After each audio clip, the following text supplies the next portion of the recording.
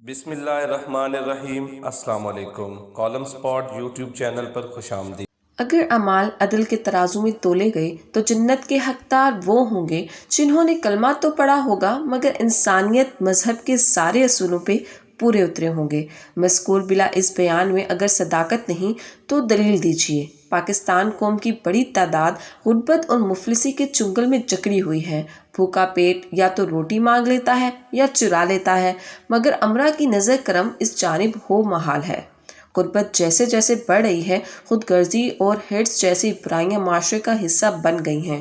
نفع نفسی کے عالم میں ہم اپنے پڑوسی کی غیر اخلاقی حرکتوں پہ بھی تو نظر رکھتے ہیں۔ اس گھر کی بیٹی اور بہو کا کردار کیسا ہے، اس کا علم ہونا ضروری ہے، مگر کیا اس گھر کا چولہا جلتا ہے یا غربت کے آنسوؤں نے اسے بجھا رکھا ہے، اسے ہمیں کیا غرض۔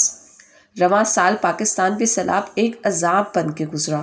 ملک 40% سے زیادہ ڈوب گیا اور جب حالات بے قابو ہوئے تب آنکھ کھلی، مگر اب کیا ہوتا جب چڑیا چگ گئی کھیت۔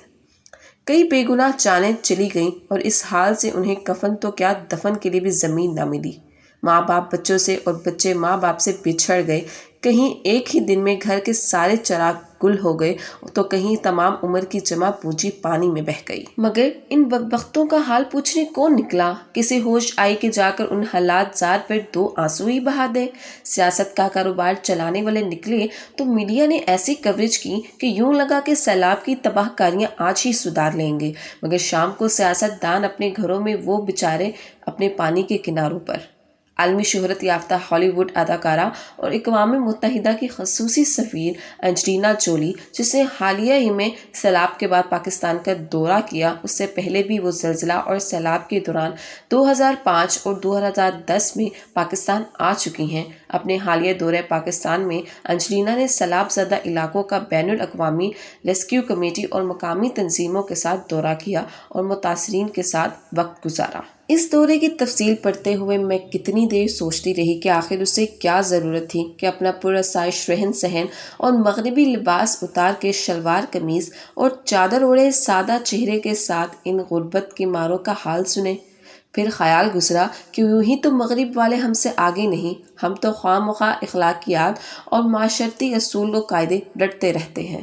وہ نہ نماز پڑھتے ہیں اور نہ روزہ رکھتے ہیں اور نہ میلاد کرواتے ہیں، دن بھر دنیا داری کے کام کرتے ہیں اور رات کو جشن مناتے ہیں، چھٹی والے دن مرد اور عورت کی تمیز کیے بغیر سمندر کنارے نکل جاتے ہیں، لیکن دنیا میں جہاں کہیں آفت آئی سب سے پہلے آ کھڑے ہوتے ہیں۔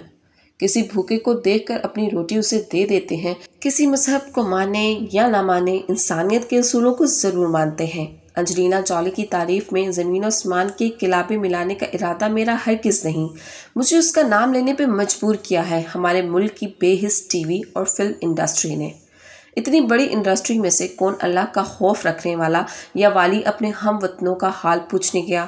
پوچھنے جانا تو دور، وہ سارے کے سارے تیاری میں مصروف تھے کہ انہیں ہم ٹی وی ایوارڈ شو کے لیے کینیڈا جانا تھا اور ہم ایوارڈز میں شمولیت کرنے والوں کے لباس، انداز اور اطوار جیسے کسی ترقی یافتہ ملک کی نمائندگی کرنے لگے ہوں۔ ہم ایسے ملمہ سازوں کو فرصت کہاں کہ شمالی علاقہ جات جانے کا سوچ ہی نے۔ پوری پاکستانی فلم اور ٹی وی انڈسٹری میں سے کسی ایک کا نام سامنے لے آئیں جو ان پسماندہ علاقوں میں گیا ہو۔ وہ انجلینا جولی نہ صرف اپنا ملک چھوڑ کر یہاں آئی بلکہ کئی دن یہاں گزارا کر کے بھی گئی۔ ویسے مغرب والوں پہ جنت حرام ہے کیونکہ طے ہے کوئی غیر مسلم جنت پہ نہیں جا سکتا۔ نوٹ: ہم ٹی وی انتظامیہ نے بیان دیا ہے کہ اس ایوارڈ شو سے حاصل ہونے والے پیسے سیلاب متاثرین کو دیے جائیں، مگر کب دیے جائیں گے طے نہیں۔ بیرون ملک سے آنے والی امداد ہی جائز حقداروں کو دے دو، یہی قوم پہ احسان ہوگا۔